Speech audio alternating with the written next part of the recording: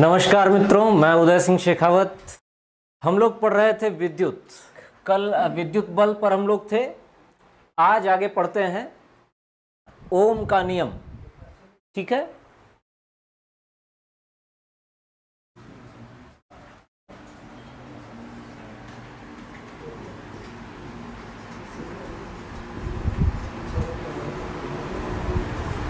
Ohm's law.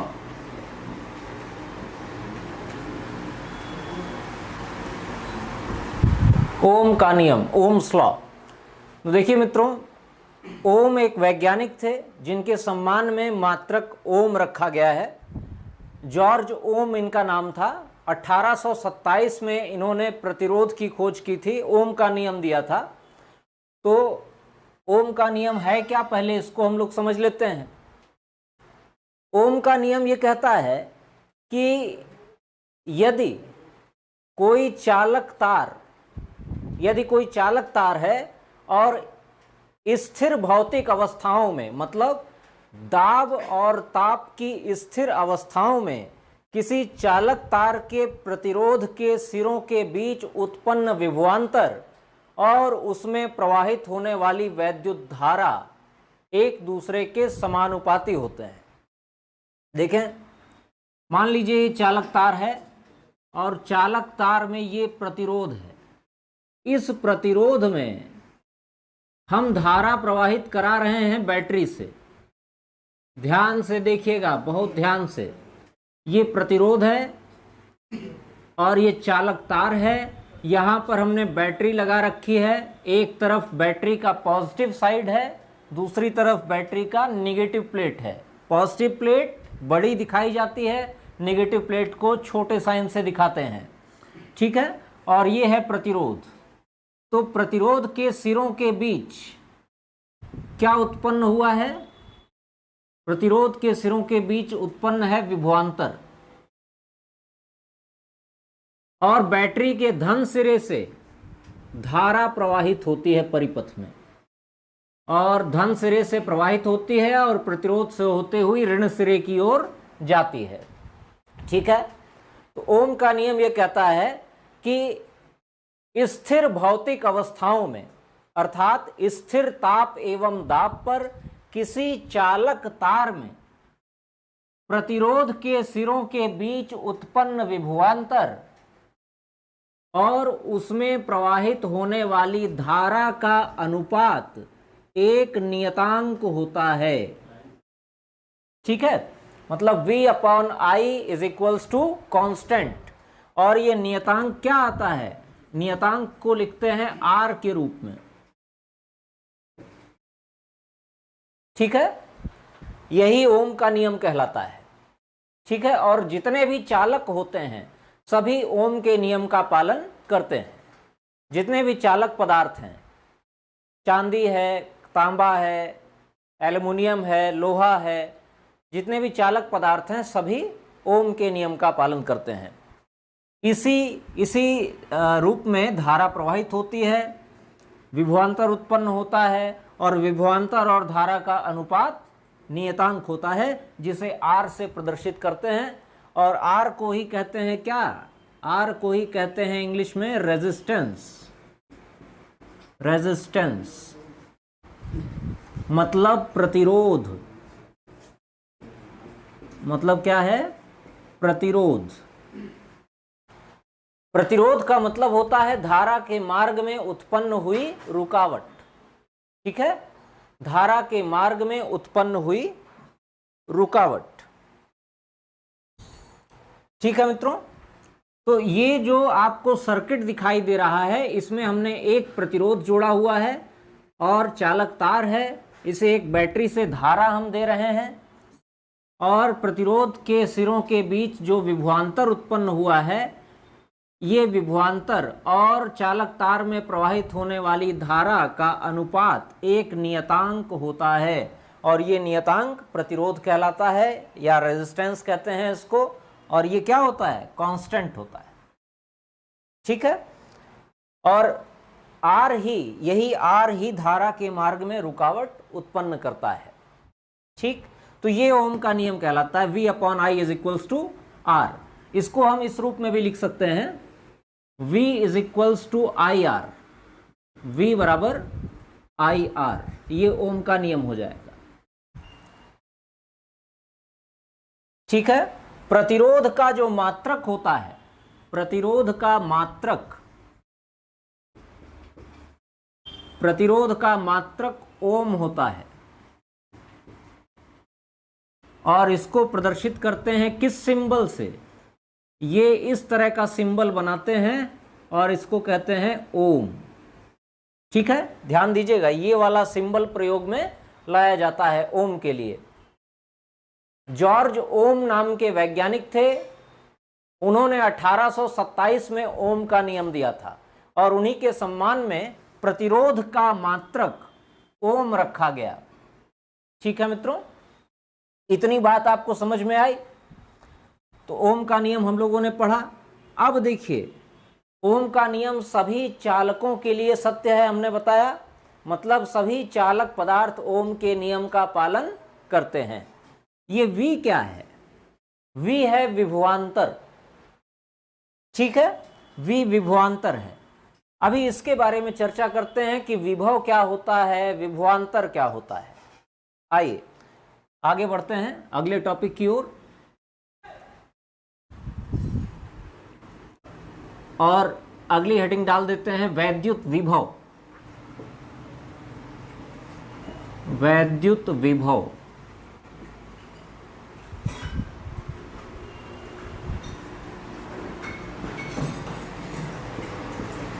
Electrical potential.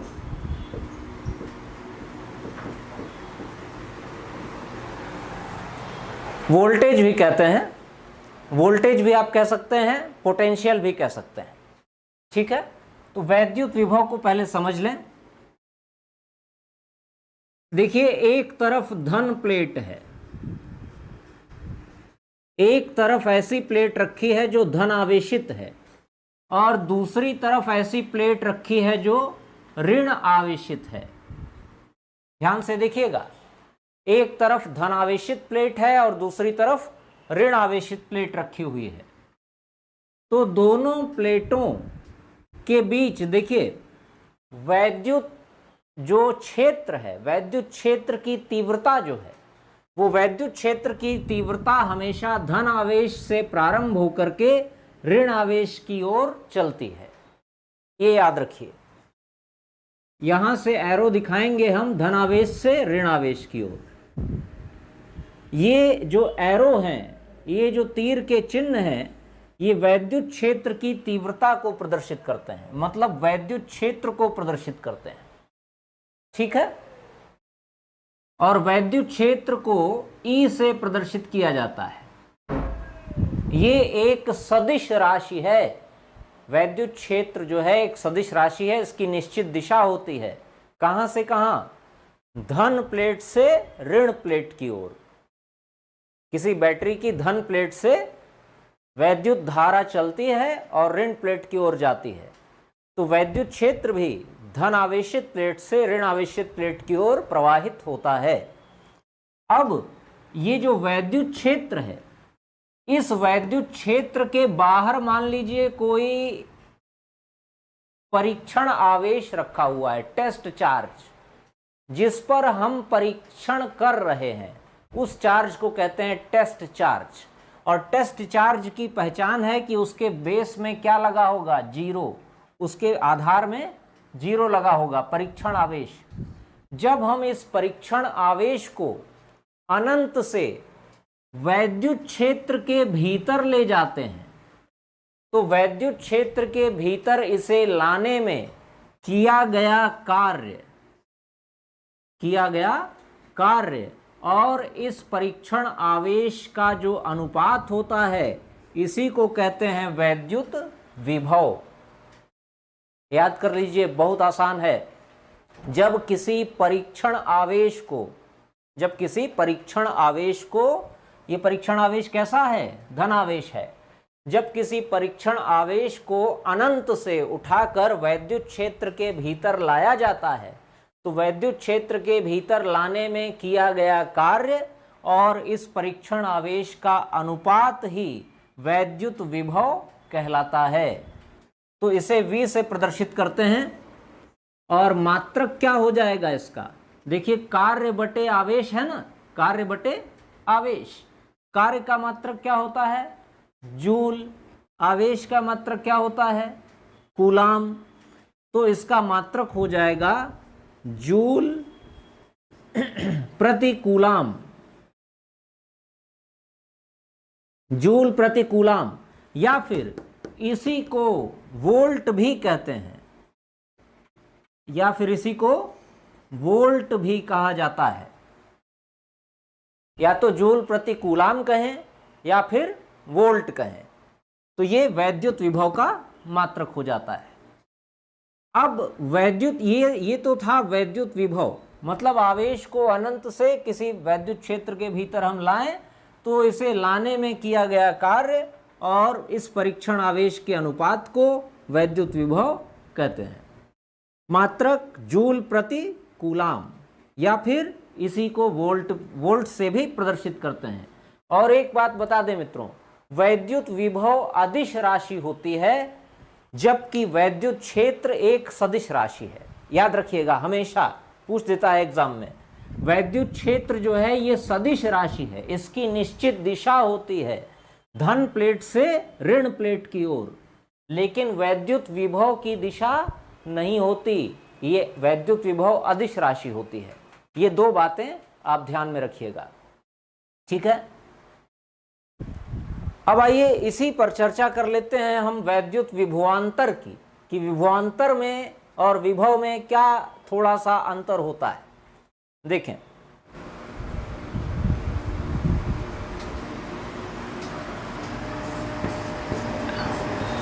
Electrical potential difference, potential difference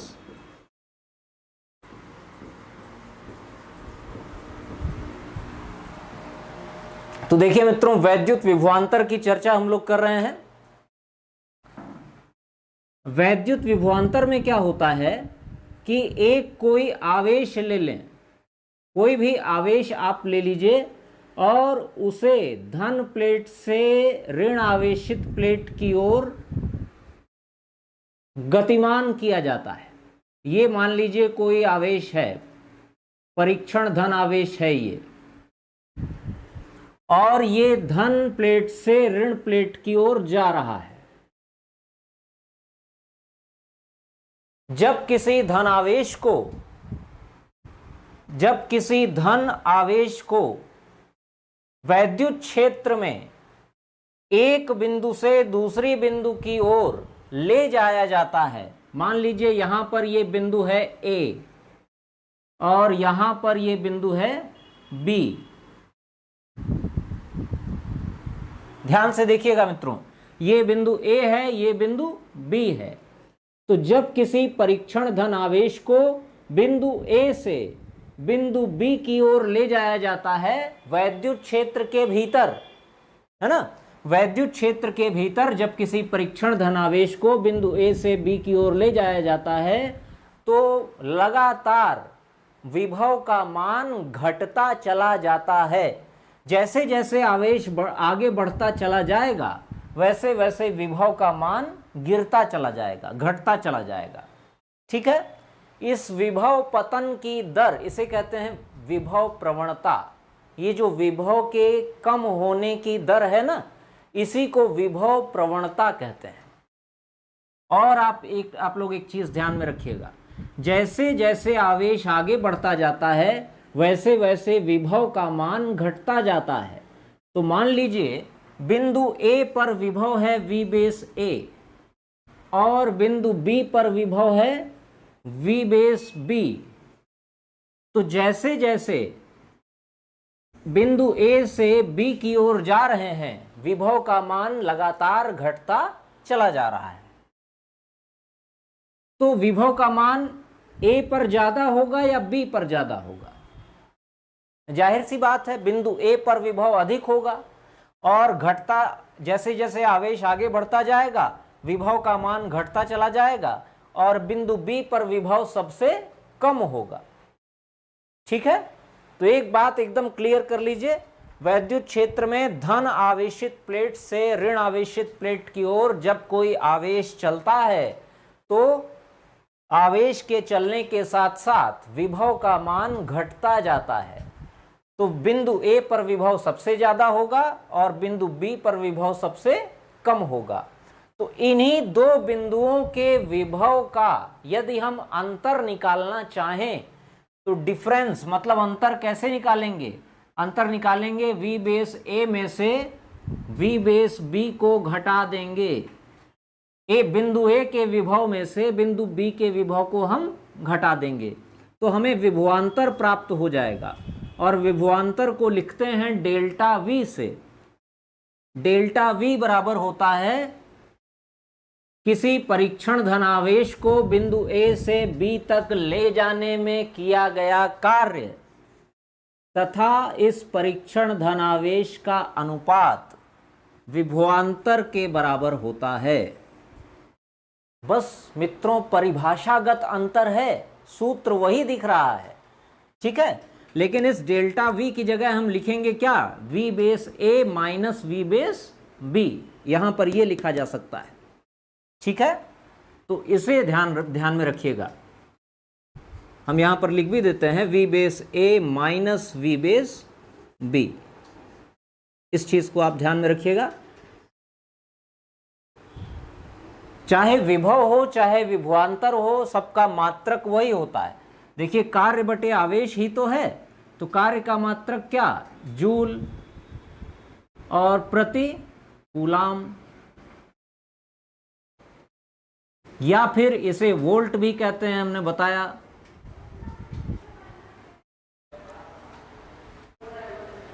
तो विभव जो हमने बताया था, विभव क्या होता है?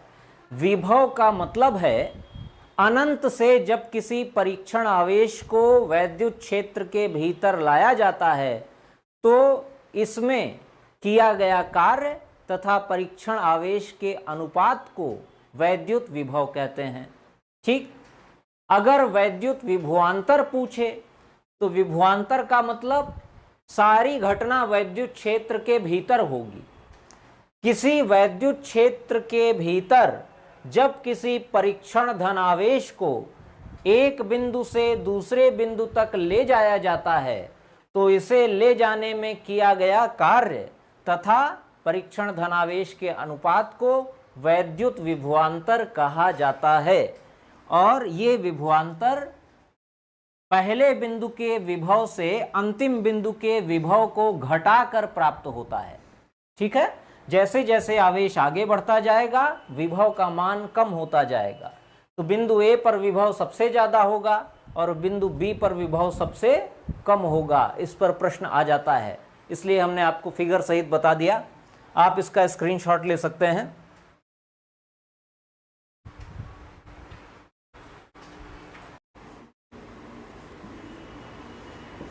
फ्यूज तार,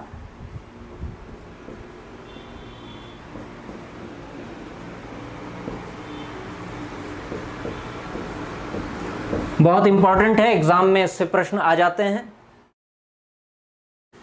देखिए, फ्यूज वायर का प्रयोग जो घरों में कभी कभी क्या होता है, हाई वोल्टेज आ जाता है, कभी कभी अचानक से हाई वोल्टेज आ जाता है तो घरों में जो टीवी है, पंखे हैं, ट्यूबलाइट्स हैं, फ्रिज है, जितने भी उपकरण चल रहे होते हैं उनके जलने का डर रहता है, उनके खराब होने का खतरा रहता है। तो फ्यूज तार का काम है कि परिपथ में जो अत्यधिक धारा आ गई है, मतलब हाई करंट फ्लो होने लगा है, उस करंट को रोक देना, मतलब आगे ना बढ़ने देना, जिससे टीवी, फ्रिज, पंखा, कूलर, ट्यूबलाइट जो भी है वो जलने से बच जाए। तो फ्यूज तार खुद की कुर्बानी दे देता है, लेकिन आपके घर में सभी उपकरणों को जलने से बचा लेता है। तो ये फ्यूज तार जो होता है इसका गलनांक बहुत कम रखा जाता है, ताकि हल्का सा भी अगर हाई करंट आ जाए तो ये गल करके सर्किट को वहीं तोड़ दे और वैद्युत धारा को आगे ना बहने दे। ठीक है, देखिए पहले ये फ्यूज तार चीनी मिट्टी का बना होता था। पहले चीनी मिट्टी चाइना क्ले का बना होता था और चाइना क्ले पर एक तार लगाया जाता था। इसको आप लोगों ने सुना होगा, कटआउट बोलते थे, कटआउट। अब तो हर घर में बोर्ड में एक फ्यूज लगता है छोटा सा। ठीक है, हर बोर्ड में एक फ्यूज लगा दिया जाता है और इस फ्यूज का डिजाइन कुछ ऐसे होता है, देख लें।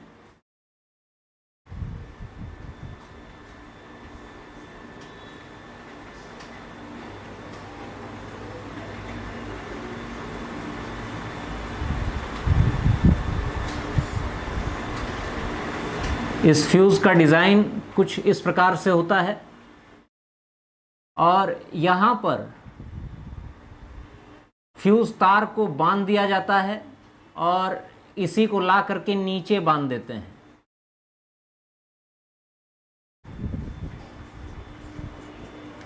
और इसको ले जा करके आपके बिजली के बोर्ड में आप सेट कर देते हैं, फिट कर देते हैं।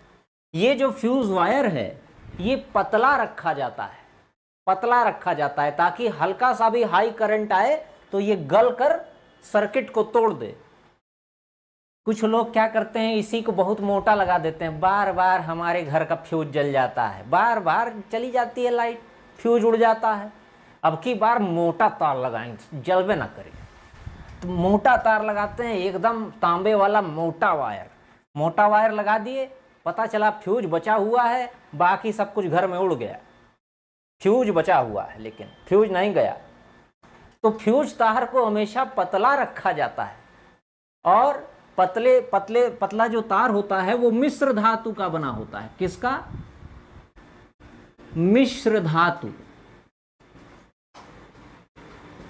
इसको इंग्लिश में कहते हैं एलॉय मेटल। एलॉय मेटल मिश्र धातु का बना होता है। इस मिश्र धातु में कौन कौन सी चीजें होती हैं, ध्यान से देखें। इसमें होता है जिंक, लेड और टिन।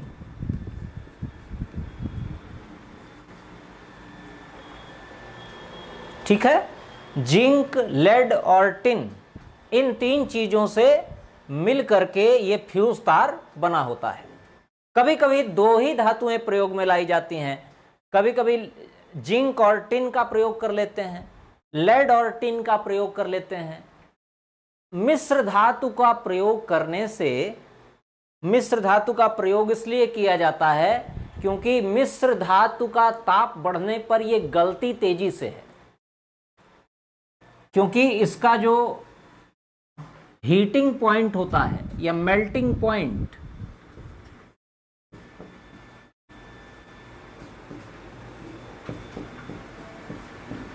मेल्टिंग पॉइंट बहुत लो होता है।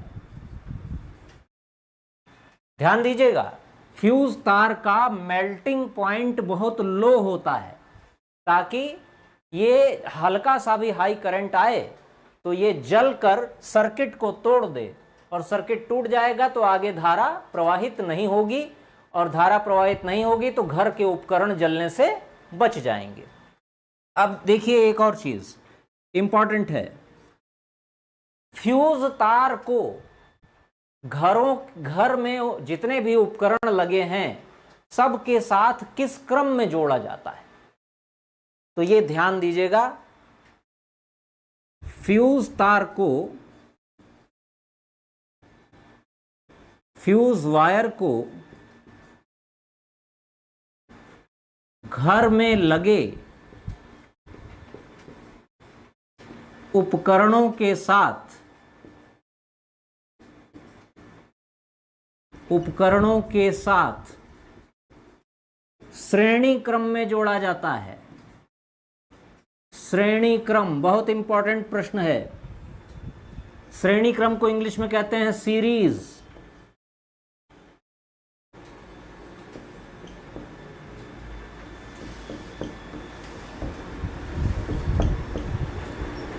याद रखिएगा मित्रों, बहुत इंपॉर्टेंट है।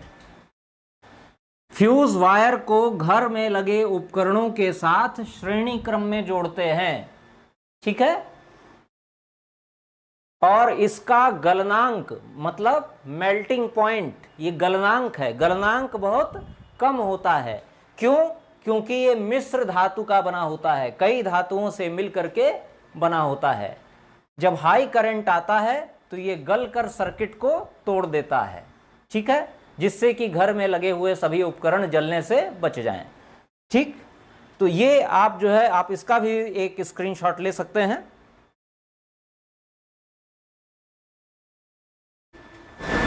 ठीक है मित्रों, तो फ्यूज तार का कॉन्सेप्ट आपको समझ में आ गया। अब हम आगे बढ़ते हैं। फ्यूज तार का ये कॉन्सेप्ट याद रखिएगा और हमेशा याद रखिएगा, फ्यूज तार को घर में लगे उपकरणों के साथ श्रेणी क्रम में जोड़ा जाता है, ठीक है, जबकि घर में लगे हुए सभी उपकरण किस क्रम में लगे होते हैं? आपस में समांतर क्रम में। यहां पर हम एक पॉइंट और लिखना चाहेंगे।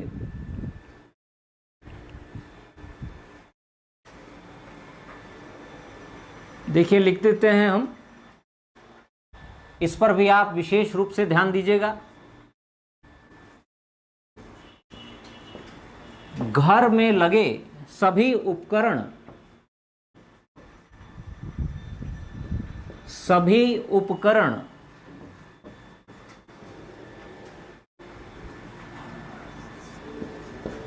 आपस में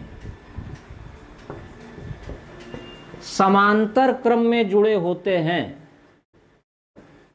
समांतर क्रम मतलब पैरेलली अरेंज होते हैं।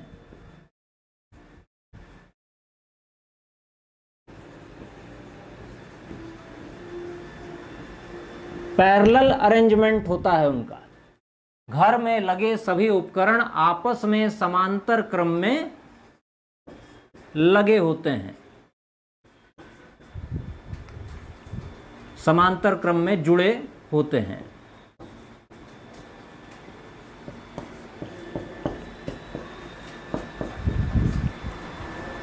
इसको नोट कर लीजिए, एकदम अपने दिमाग में प्रिंट कर लीजिए कि घर में लगे हुए जितने भी उपकरण हैं, चाहे ट्यूबलाइट, पंखा, टीवी, फ्रिज, कूलर, जितनी भी चीजें हैं, सभी उपकरण आपस में समांतर क्रम में लगे होंगे, पैरेलली अरेंज होंगे।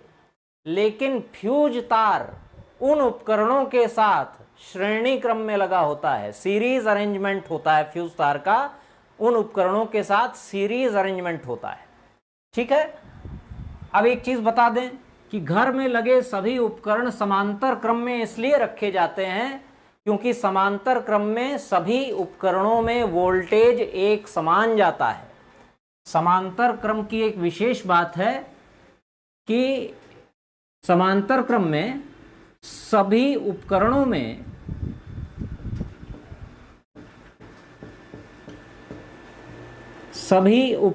में वोल्टेज एक समान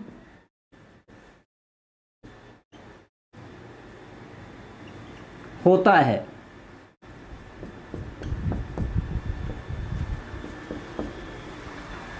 समांतर क्रम में सबको इसलिए जोड़ा जाता है क्योंकि समांतर क्रम में सबको जोड़ने पर सभी उपकरणों में वोल्टेज एक समान रहता है। जैसे बल्ब है, चाहे पंखा हो, चाहे ट्यूबलाइट हो, सभी 220 वोल्ट के लिए डिजाइन किए जाते हैं, तो सभी में 220 वोल्ट का वोल्टेज जाना चाहिए। समांतर क्रम में जोड़ेंगे यदि हम उन्हें, तभी उनमें सभी में समान वोल्टेज जाएगा। यदि हम श्रेणी क्रम में जोड़ देंगे तो क्या होगा? जैसे दीपावली वाली झालर श्रेणी क्रम में जोड़ी जाती है, उसका एक एक छोटा छोटा बल्ब, ठीक है। अगर हम श्रेणी क्रम में घर वाले उपकरणों को जोड़ देंगे तो जो मेन लाइन के सबसे पास उपकरण होगा उसमें सबसे ज्यादा वोल्टेज जाएगा, फिर उसके बाद वाले में और कम वोल्टेज जाएगा, उसके बाद वाले में और कम वोल्टेज जाएगा। पता चला जो सबसे अंदर वाला कमरा है उसमें 100 वाट का बल्ब जल रहा है 0 वाट की तरह। तो इसलिए श्रेणी क्रम में जैसे जैसे आगे बढ़ते हैं, हमने बताया वोल्टेज कम होता जाता है। लेकिन समांतर क्रम में वोल्टेज सभी उपकरणों में एक समान बना रहता है। इसीलिए घर के सभी उपकरणों को समांतर क्रम में जोड़ा जाता है। और लेकिन फ्यूज तार जो बोर्ड में जोड़ते हैं, उस फ्यूज तार को सभी उपकरणों के साथ श्रेणी क्रम में जोड़ा जाता है। ये दो चीजें याद रखिएगा, इंपॉर्टेंट क्वेश्चंस यहां से बनते हैं। इसका भी आप स्क्रीनशॉट ले सकते हैं। अब आगे हम लोग चलते हैं